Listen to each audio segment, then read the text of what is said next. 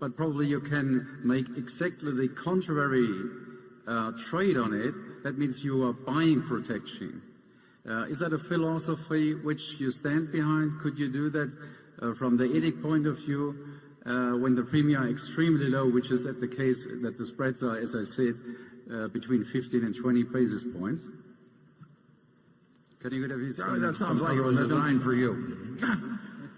I think he was referring to, we have one position left over from 6 or 7 years ago or thereabouts that involves us selling protection on zero coupon municipal bonds with a nominal value, maturity value, which is, since they're zero coupons, is far off and not present value at all. I think $7.7 billion or something like that. And we're just sitting with that position because we like the position. And the gentleman mentions that our CDS is, that's an insurance premium against our debt that people buy. There's a fair amount of activity in it from time to time, and I think that's partially caused by the fact that we neither collateralize that municipal contract that he refers to, but we don't collateralize, with minor exceptions, the equity puts that are still out there. So the counterparties have to buy. I believe this is the case. I think the counterparties have to buy protection on Berkshire's credit through CDSs. Now, the people they buy it from, their credit probably isn't as good as Berkshire. So, I mean, I think but it's probably in an internal rule at some of these firms that are on the other side of the contract. And so, but that really doesn't make any difference to us. Back in 2008 and 9, our CDS prices went up to a crazy level. And I even commented here at the annual meeting that I would love to be selling them myself, except I wasn't allowed to. But what goes on in the CDS market really isn't of any particular interest to us, and it's too bad for the other guys. They didn't get collateral from us, and we wouldn't have given it to them. And so they have to buy these things that, like I say, from our standpoint, they're wasting their money, but they probably have internal rules that make them. I think I've addressed your question, but Charlie, do you think I've addressed his question? Well, the truth of the matter is that we don't pay much attention to trying to get an extra 2 basis points by being gamey on our short-term things, and that credit default position is a weird historical accident, and we don't pay much attention to it either. It'll go away in due course. Yeah, all of our contracts are just going to expire. We're not now we do a few operational contracts in our energy company. There's a couple of places where they, for their own reasons, and sometimes because the utility commissions want them to, they do certain things, but it's peanuts. And the positions that I instituted 6 or 7 years ago are basically all in a runoff position, and the first big runoffs will be in 2018, in a couple of years. We're basically not in that. We don't fool around with our own credit default swaps at all. No, never. No. But I would have liked to have sold them in 2008. They actually got up. People were paying, I know, it was crazy, 500 basis points, 5% in terms of betting that Berkshire would go broke, which was totally crazy. But I couldn't take advantage of it. I wanted to, though. Becky. This question comes from Tom Hensley, a longtime shareholder from Houston, Texas, who says, over the years, you've been effusive in your praise of Ajit Jain and his contributions to Berkshire. In the 2009 chairman's letter, you wrote, if Charlie, Ajit, and I are ever sinking in a boat and you can only save one of us, swim to Ajit. My question is, what if we don't get to Ajit in time? Please comment on the impact on national indemnity in Berkshire and whether or not there's another Ajit in the house. There's not another Ajit in the house. I didn't hear the part immediately before when you were, but there's not another Ajit in the house. The impact on national indemnity, I guess the impact on the insurance companies as a result. If we lost him, yeah, it would be very significant, and that would be true of some other managers at some other subsidiaries, but it's quite dramatic with Ajit's operation because literally, there were a few years when we had like 25 or so, or 30 people where that operation, it was an unusual period to be in, but where its earning potential under Ajit was fantastic. That probably won't happen to that degree again, and wish it would, but he's done a tremendous amount for Berkshire. But I could, start with Tony. You go to there have been a lot of managers that have created billions and billions of dollars of value for Berkshire. I mean, and maybe you can get into the tens of billions. It's having a fantastic manager that has a large potential business available to them and who makes the most of it. It's huge over time. You don't see it necessarily in a week or a month or anything of the sort. But when you're building capital value, I mean, think of the value of Jeff Bezos to Amazon. I mean, that it wouldn't have happened without him. And you're looking at huge values. And I can name other situations. The value of Tom Murphy and Dan Burke was the difference between zero and what they ended up with. I mean, they built that thing from a bankrupt UHF station in Albany. It wasn't that they didn't invent television or anything of the sort. They just managed it so well. So really outstanding managers, they're invaluable, and we want to align. Charlie and I can't do it ourselves, but we want to align ourselves with them, and then have them feel about Berkshire the way we feel about it. And if we do that, we have an enormous asset, and we do have in Ajit and a number of the other managers. Charlie? Yes, and Ajit has a longer shelf life than we do. He'd be particularly missed. Well, let's not give up here, Charlie.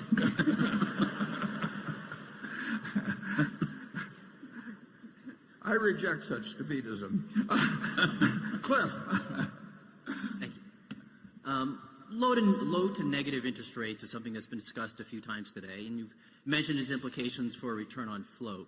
I was wondering, how should shareholders value the 25% of the float that's been created by retrocessional reinsurance, where the business is booked at an underwriting loss and at times has adversely developed? Cliff brings up some of our business in the insurance business. We take with either the probability of some underwriting loss in order to get to use the money for a very long period of time, and it would look under today's interest rates like we can't do much with that. There's two answers to that. We don't think it'll, for the duration of the kind of contracts we have, we don't expect these rates, but we could be wrong. But the second one also is that we do think that occasionally we will get chances, even in periods of low interest rates, to do things that will produce quite a bit, very reasonable returns. And so we are not measuring it against, double A corporates or anything of the sort. We're measuring it in the potential utility to us with our really pretty unusual flexibility in respect to the deployment of funds and this long period when we'll have an opportunity perhaps to come up with one or two things where we can deploy money at a rate that may be quite a bit higher than other people assume now that money can be deployed. Charlie? Yeah, we're willing to pay a little money now to have a certainty of having a lot of money available in case something really attractive comes up in a bit difficult time. It's an option cost. It's an option cost, right. And that option came in handy in 2008 and 9, for example. Did it ever? Okay, station 6. Hi, Charlie and Warren. My name is Mindy Jensen, and I'm from Longmont, Colorado. I work for the largest real estate investing social network online called BiggerPockets.com. We're seeing investors starting to get concerned that the real estate market is a bit frothy, similar to the run-up of 2005, 6, and 7 that led to the crash in 2008. Warren, in 2012, you told Becky Quick that if you had a way to easily manage them, you'd buy 100,000 houses and rent them out. How do you feel about the real estate market today? It's not as attractive as it was in 2012. We're not particularly better at predicting real estate markets than we are stock markets or interest rate markets, but there's certainly, and it's driven to some extent by these low interest rates, but there are certainly properties that are being sold at very, very low cap rates that strike me as having more potential for loss than gain. But again, if you can borrow money for very, very little and you think you're getting into some very safe asset, 100 basis points or 150 basis points higher, there's a great temptation to do it. I think it's a mistake to do that, but I could be wrong. I don't see a nationwide bubble in residential real estate now at all. I think in a place like Omaha or most of the country, you are not paying bubble prices for residential real estate, but it's quite different than it was in 2012, and I don't think the next time around the problem is going to be a real estate bubble. I think that it certainly was the cause in a very large part of what happened in 2008 and 9, but I don't think it will be a replica of that. Charlie? Nothing to add. Okay. Andrew? Warren, Todd and Ted now have been at Berkshire for several years. What have been their biggest hits and failures, specifically? And what have they learned from Charlie and Warren? And what are the biggest differences between you and them? Well, I'll answer the last part, the easiest. I am trying to think of very big deals that we can do something in investments or in business, preferably just in operating businesses. I mean, they still are. Their primary job is working on each has a $9 billion portfolio, and one of them has, I don't know, perhaps 7 or 8 positions, and the other one has maybe 13 or 14. But they have a very similar approach to investing. They've both been enormously helpful in doing several things, including important things for which they don't get paid a dime, and which they're just as happy working on the things as they are when they're working on things that do pay off for them financially. They're perfect cultural fits for Berkshire. They're smart at what they do, and they're a big addition to Berkshire. Charlie? Again, I've got nothing to add. And did I cover the whole thing, Andrew, or was there a part I missed there? Biggest hits and failures, I think they specifically wanted to know in terms of investments and trying to understand the way you think, perhaps. I think the question was more focused. I think the implication was the way they think and the way you think. Are there differences? Yeah, I would say they have a bigger universe to work with, because they can look at ideas in which they can put $500 million, and I'm trying to think of ways to put not sums into billions, and they certainly have a more extensive knowledge of certain industries and activities in business that have developed in the last 10 or 15 years. They'd be smarter on that than I am. But their approach to investing, I mean, they're looking for businesses that they understand and that are going to, and through the stocks of those businesses, that they can buy at a sensible price and that they think will be earning significantly more money 5 or 10 years from now. So it's very similar to what I'm thinking about, except I probably add another zero to it. And we don't want to talk about specific hits and failures. No. Okay, Greg? Yeah, we will never get into disclosing. I mean, we file reports every 90 days that show what Berkshire does in marketable securities, but we don't identify. I may identify whether it's mine or theirs, but we don't get into identifying what they do individually. Looking at Berkshire's finance and financial products segment, there was a fairly significant increase in the amount of cash carried on the group's books last year. After holding steady between $2 and $2.5 billion during 2012 through 2014, the amount of cash held at the segment spiked up to $5.4 billion at the end of the third quarter of last year and $7.1 billion at the end of 2015. This incidentally coincided with your acquisition of GE's railcar leasing unit, as well as the acquisition of several railcar repair and maintenance facilities. Sales and profitability were fairly solid last year, but don't really seem to account for the magnitude of the change in cash. And investments, debt, and other liabilities do not look to have changed significantly enough to account for the difference, perhaps accounting for about $1 billion of the increase. Just wondering where the additional $3.5 billion in cash came from, and whether or not the elevated level of cash at the end of last year is excess to the business or a new required level of cash for the operations. Well, I can't tell you where it came from. You'd think I would, $3.5 billion, but I can tell you why we were funneling money into the parent company and into the finance company. That money was basically dedicated to making the $22 billion portion of the Precision Cash Parts purchase that was accounted for by cash. We actually borrowed $12 billion, but $10 billion was what was of the borrowing was there, and we pushed money from various sources depending on who owned what and that sort of thing.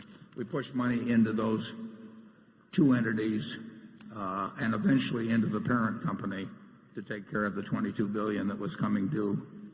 Turned out to be at the end of January when the Precision Cash Parts closed. There's really no significance to it other than that. Okay, Station 7. Good afternoon, Mr. Buffett and Mr. Munger. My name is Jeffrey Eastup from Cranford, New Jersey. I just have a simple question for you. How would you explain IBM's moat? I'm not sure that's a simple question. No, I'm not either.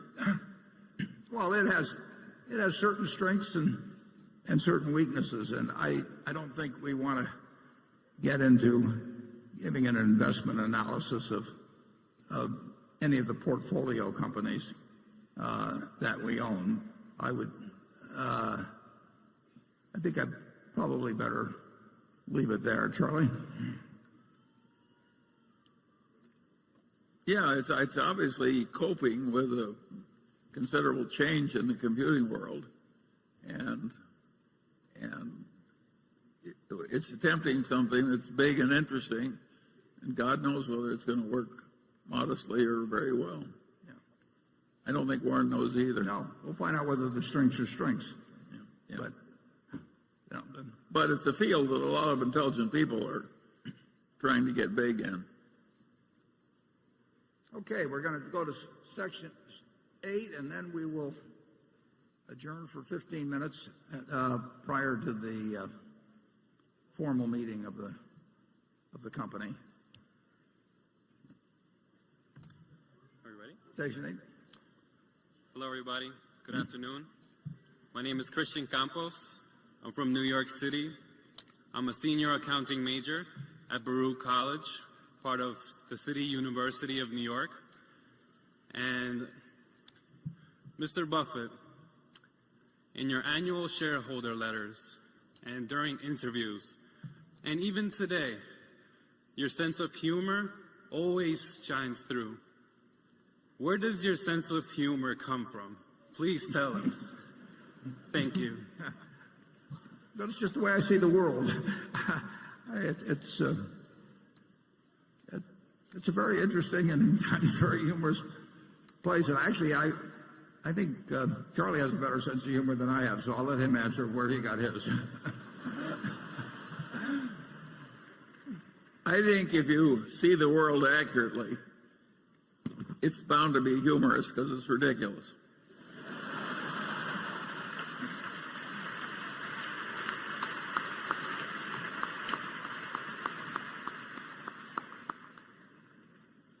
Well, I think that's a good note to close on. We will reconvene in 15 minutes for the formal part of the meeting. We have one proxy item to act on, and so I hope that those of you who are interested in learning more about actually the insurance aspects of climate change will stick around and we'll have a discussion then, and I'll see you at 3:45. Thank you.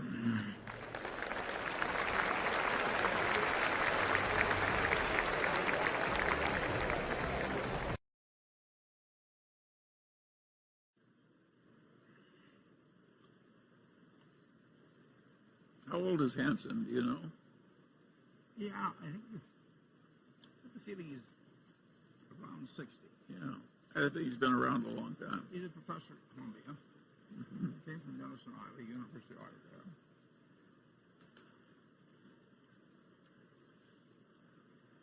He's fixated on Berkshire Hathaway's losing too much money on insurance. Well, I think. No, what do you? Because we don't understand global warming.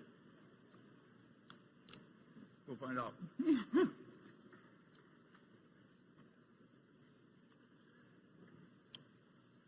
Somewhere here. Here we are.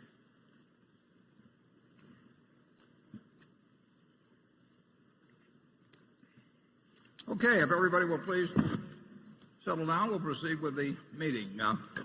Meeting will now come to order. I'm Warren Buffett, Chairman of the Board of Directors of the company.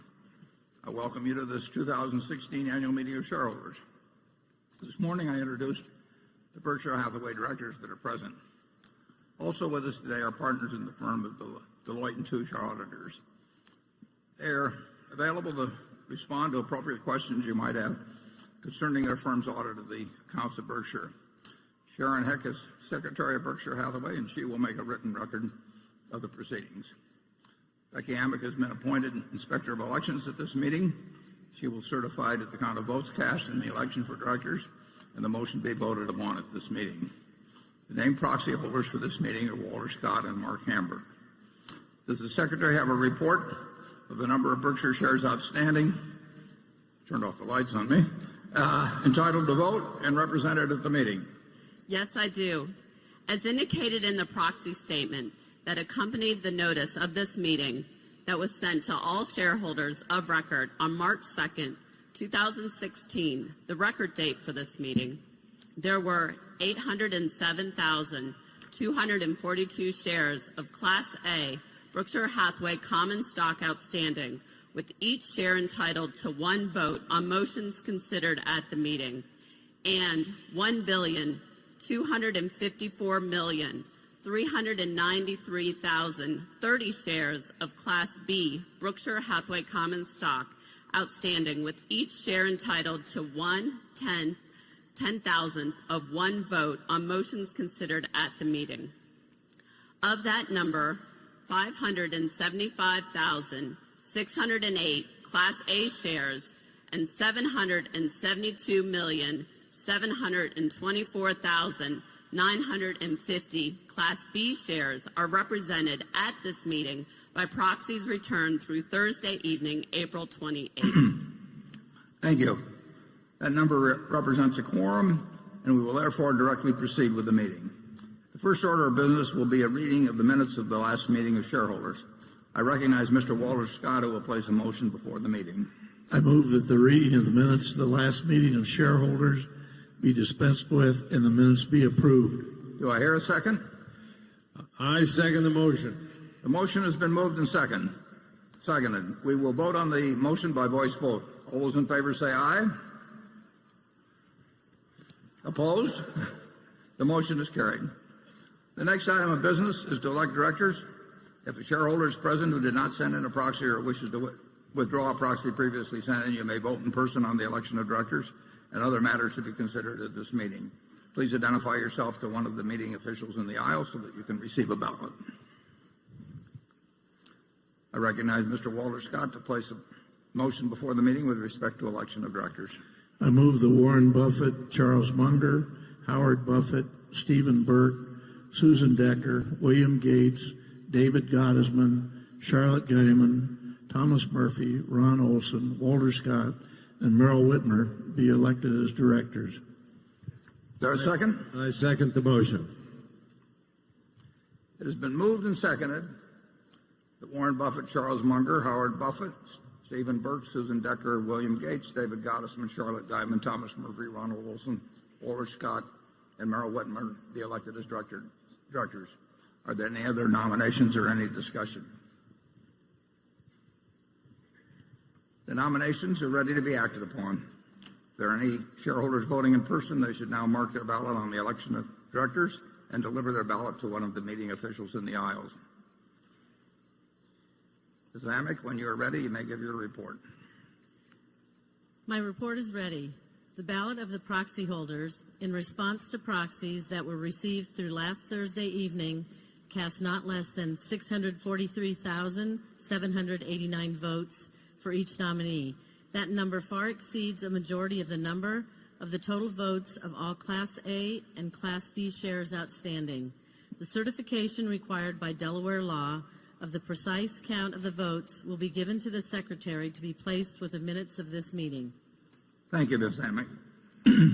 Warren Buffett, Charles Munger, Howard Buffett, Stephen Burke, Susan Decker, William Gates, David Gottesman, Charlotte Guyman, Thomas Murphy, Ronald Wilson, Walter Scott, and Merrill Whitmer have been elected as directors.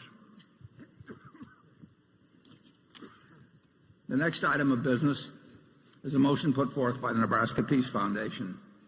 The motion is set forth in the proxy statement, and will the projectionist please put up number 9. Here we are. The motion requests that our insurance business issue a report describing their response to the risk posed by climate change, including specific initiatives and goals relating to each risk issue identified. The directors have recommended that the shareholders vote against the proposal. I will now recognize, and I think it will be up in Area 1, I will now recognize Dr. James Hansen to present the motion, but I believe maybe the gentleman from the Nebraska Peace Foundation may be introducing it, and he may introduce Dr. Hansen. To allow all interested shareholders to present their views, I ask the initial speaker to limit his remarks to 5 minutes, and then the microphone at Zone 1 is available for those wishing to speak for or against the motion. Subsequently, Zone 1 is the only microphone station in operation. For the benefit of those present, I ask that each speaker for or against the motion limit themselves, with the exception of the initial speaker, to 2 minutes, and confine your remarks solely to the motion. And the motion should be left up on the, let's see, is that up there or not? Yeah, okay, the motion should be left up there. In a sense, incidentally, it asks us to present a report about the risks to the insurance division by climate change, and I did address this subject in the annual report. That would be a report, and it was a report that was concurred by Ajit Jain, who is number one expert on insurance risks. So that does represent the view of our insurance division and myself as the chief risk officer. But the subject now is open, and we welcome the initial speaker's comments. And if you're just going to introduce Dr. Hansen, I can't see who's who up there, then I presume he will have the 5 minutes, and then subsequent speakers will have 2 minutes. So go to it. You're on. Thank you. My name is Mark Vecina. I'm the treasurer of the Nebraska Peace Foundation, the owner of 1A share of Berkshire Hathaway. We are the sponsor of the shareholder resolution, which Mr. Buffett has described. In so doing, making the recommendation to develop a risk analysis and report on it. We're following the lead of the Bank of England, which last September published a comprehensive report on climate change risks facing the insurance industry and recommended that its regulated companies conduct reviews of the risks and make this available.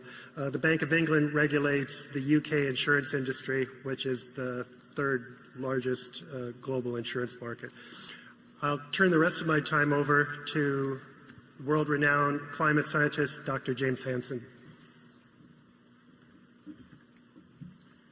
Thank you for this opportunity. I want to make a suggestion that I hope you will ponder.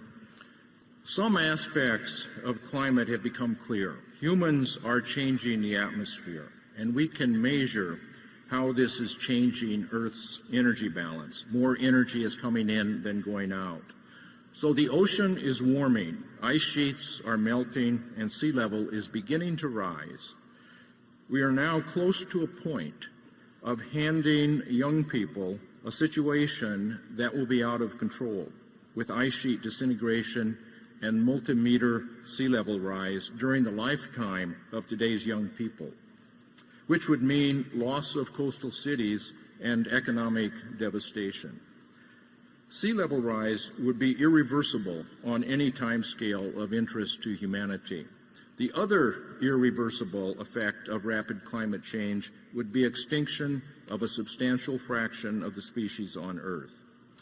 The bottom line is that we cannot burn all fossil fuels.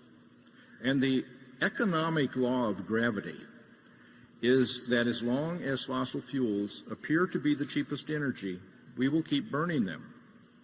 So my request, given the respect and the trust the public has in you, is that you reflect upon the possibility of a public statement in favor of a revenue-neutral, gradually rising carbon fee. A carbon fee is needed to make the price of fossil fuels honest, to include the costs to humanity of their air pollution, water pollution, and climate change. A rising carbon fee is needed to spur effective investments by the private sector in clean energies and energy efficiency. Most important, it will steadily phase down fossil fuel use. So I'm not asking you to endorse a carbon fee on the spot, but I hope that you will reflect upon it and perhaps provide a clear statement in your next report. It could be your greatest legacy. It could affect everything, even the course of our future climate. Thanks. Thank you, Dr. Hansen. I might say that although we may differ on some specifics, and I don't know, I am no expert on this subject whatsoever, I don't think you and I have any difference in the fact that it's important that climate change, since it's something where there is a point of no return if we are on the course that you think is certain and I think is probable, that it's a terribly important subject. But the motion that was put forth was relating to the insurance aspects of it. And we have discussed, believe me, we have thought and discussed insurance aspects, and I've in effect given a report which was asked for by this within the annual report. So it is really not the issue before the shareholders is not how I feel about whether climate change is real or whether a carbon tax is appropriate. It's whether it poses a risk to our insurance business. And I recognize the Bank of England read that report, but we respectfully disagree with them in terms of not in terms of the importance of climate change, but in terms of the risk to our insurance business. We are not forced. We don't write policies for a long period of time. We're not forced to write a policy on anything. So our judgment is made as propositions are presented to us, usually as to whether for 1 year we're willing to accept a given risk for a given price. And that obviously, climate is enormously important in our activities, hurricanes being the most important probably, although we also get involved in earthquakes. But that is what the proposal is about, and we've given a response to that. And it does not mean that we differ on the importance of climate change to the human race. So with that, I'd be delighted to hear from the various seconders. Hello, my name is Jim Jones. I'm the Executive Director of the Cady School of Insurance at Illinois State University. I would like to express my concerns based on three hidden risks associated with climate change. The first relates to stranded assets of insurers investing in fossil fuels. The second is a more insidious risk related to climate change. This risk is associated with the long-term liabilities associated with property, life, and health lines of business. And I realize that a number of intelligent people and experts don't see a long-term liability, but they're missing one important part, is that primary insurers are not able to withdraw or reprice entire books of business. Following hurricanes Katrina, Rita, and Wilma, new hurricane models were developed in Florida, and they attempted to get the recommended rate approvals for that. They were not allowed to, and so many insurers began to withdraw from that market. 10 years later, that about 40% of the underperforming business is still on the books of those insurers. And this could play out in several other states that are exposed to climate risk. For a reinsurer, the value of reinsurance with their customers is a long-term business. The reason why this is so important is because, according to my count, 156 of your reinsurance customers have filed climate change disclosures. And these customers are looking for long-term interest being protected by their reinsurer. And if not, there's a potential for a relationship default risk that could occur if they perceive your reinsurance as just being one-year contracts that can be repriced or withdrawn, and you enter into that world of the expanding market competition of alternative reinsurance, which just last year was $72 billion. And earlier this quarter, we set a record of $2.2 billion in cat bonds. Thank you. I would point out that we have not been asked ever, to my knowledge, to write long-term contracts. Our primary insurers know that we look at it 1 year at a time, and we will not write business that we think has a major negative probability, and they don't expect us to. It's way less a relational business than in the past. It's much more a transactional business, but we will not write. If we lose a customer because they want us to do something stupid, we lose the customer. And there is not in our business, I'm not speaking for other reinsurers, but in our business, and I believe with most other reinsurers, they are not going to do something that they think is terribly disadvantageous to them just to maintain a relationship. That's not really a relationship, and be a subsidy. So that does not strike me, frankly, as a factor at all of any negative consequence at Berkshire. We, in terms of what happened after Katrina, rates went up, and actually the hurricane experience in Florida has been better than any period since before 1850 that we have any records on. That's been a surprise to us, incidentally, but we have not written catastrophe business in Florida during that period because we didn't think the rates were adequate. They were adequate. We just were wrong about it.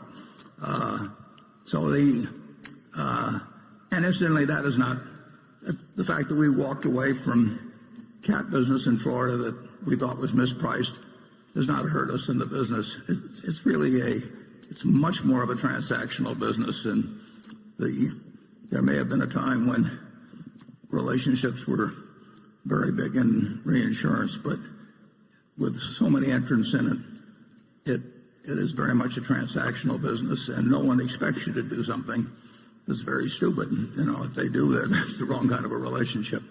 But glad to hear the next speaker.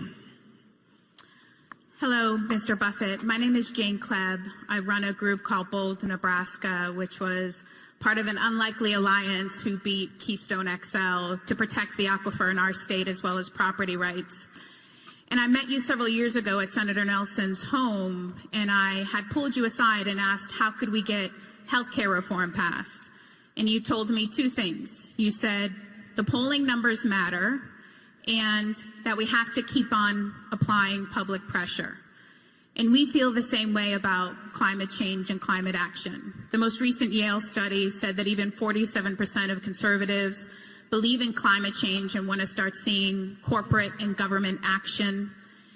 And your response to this resolution struck me because one of the sentences said that if you live in a low-lying area, you should probably move. Well, we work with Native brothers and sisters who live in coastal communities, and one of those tribes is now the first United States climate refugees. They didn't have the option to move. They were forced to move.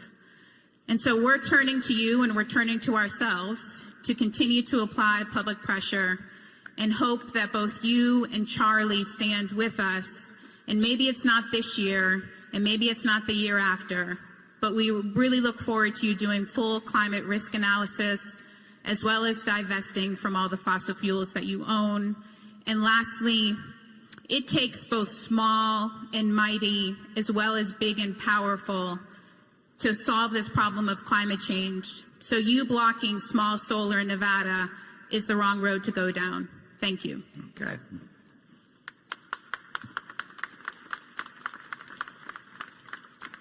I think you'll have a reasonable time to move, but I would say if you're making a 50-year investment in low-lying property, it's probably a mistake. I actually said you may, as a homeowner in a low-lying area, you may wish to consider moving. And I would say that if you expect to be there for 10 years or so, I don't think I would consider moving. But if I thought I was making a 100-year investment, I don't think I would make it. I think it gets to the question. We have a shareholder proposal that says what are the risks to the insurance division from climate change.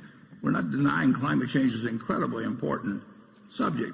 We're not denying its existence, but it will not hurt our insurance business, and it's immaterial compared to other things that couldn't affect our insurance business. And that is the issue before the meeting. I'll be glad to hear from the next speaker. Good afternoon, Mr. Buffett. My name is Kay Karn. I've been a shareholder for more than a decade, basically my investing life. Today, someone said that you think ahead of the crowd. With regards to this resolution, you're saying that the Berkshire insurance business will just raise rates the next time the policy is renewed, and that makes sense. But you agree that climate change poses a major problem for our planet. I would say that climate change poses a major problem for the stability of our global financial markets if the political action continues at its current pace with regards to this issue. I personally agree with Dr. Hansen that a carbon fee is the solution to address this issue. I'm wondering if you can tell us what you think the solution to address this issue is, and whether you think the Berkshire businesses more broadly than just insurance will be impacted by this issue in the next decade or two?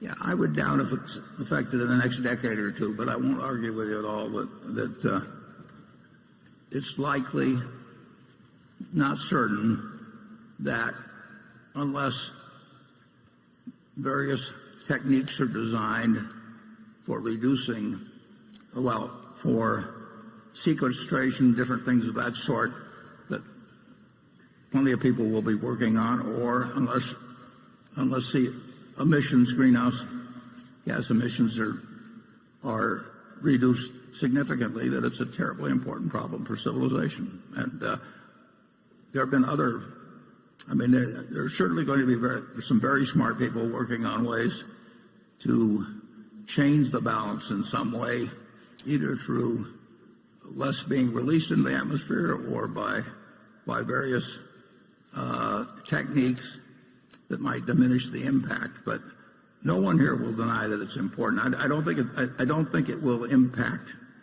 I don't think it will impact in a serious way the climate or insurance, for that matter, in the next decade or two.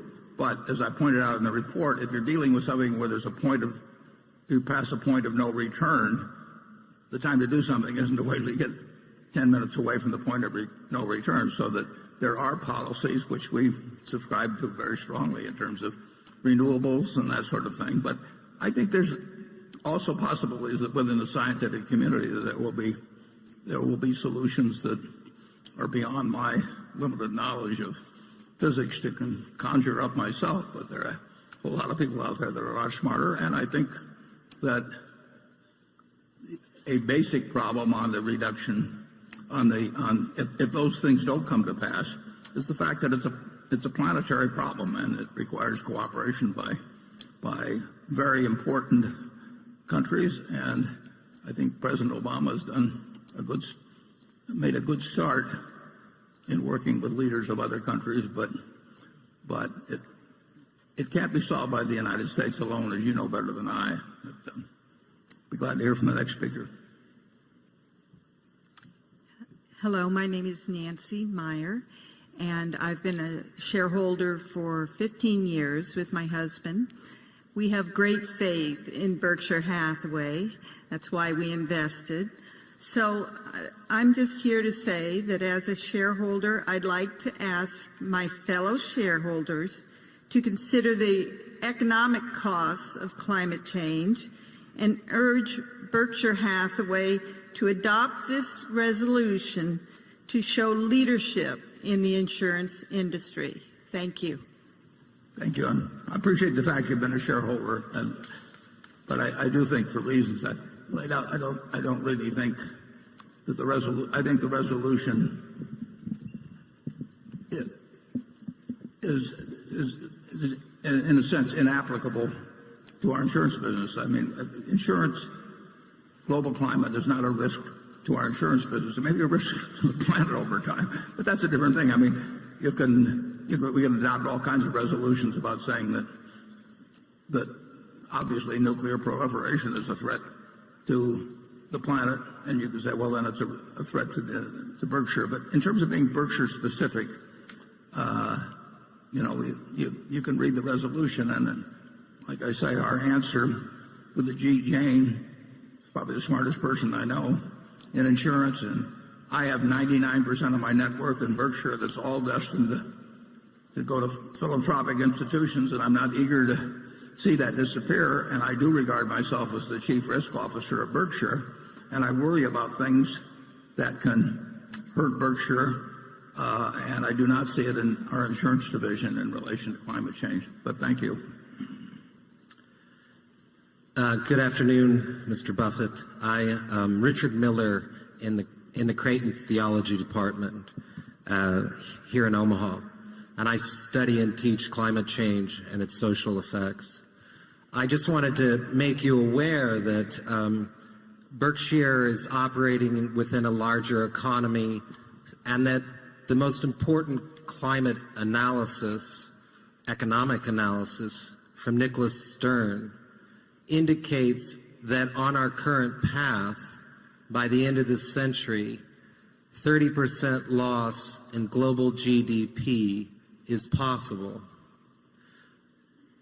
The other issue is when we talk about doing something about climate change, doing something means to avoid major sea level rise, we need to reduce emissions globally, starting today, 7% per year. The only time we've ever reduced emissions over a 10-year period in a growing economy was in the 1990s in England, and we reduced them 1% per year. So we're talking about a completely different thing than President Obama's gradual move, and we need to do something. No, we need to do massive transformation immediately. And with your large global holdings, you are a world significant figure on this, not just about this particular shareholder resolution. Thank you for your time. Thank you.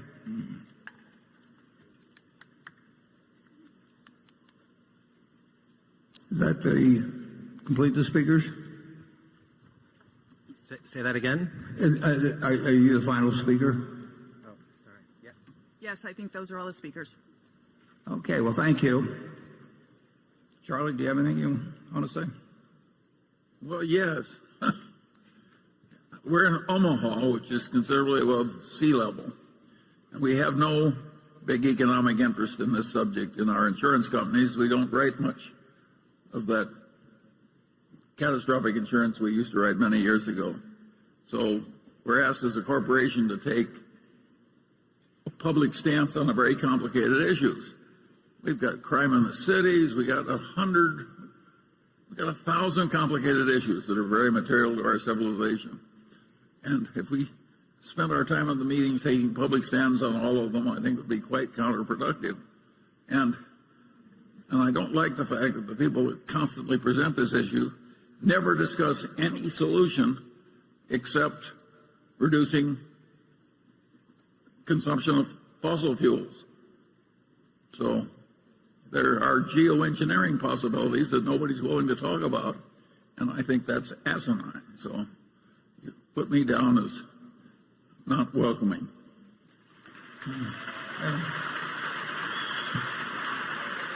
You don't want to have a political rally. The motion is now ready to be acted upon. If there are any shareholders voting in person, they should now mark their ballots on the motion and deliver their ballot to one of the meeting officials in the aisles. Ms. Amick, when you are ready, you may give your report. My report is ready. The ballot of the proxy holders in response to proxies that were received through last Thursday evening cast 69,114 votes for the motion and 531,724 votes against the motion.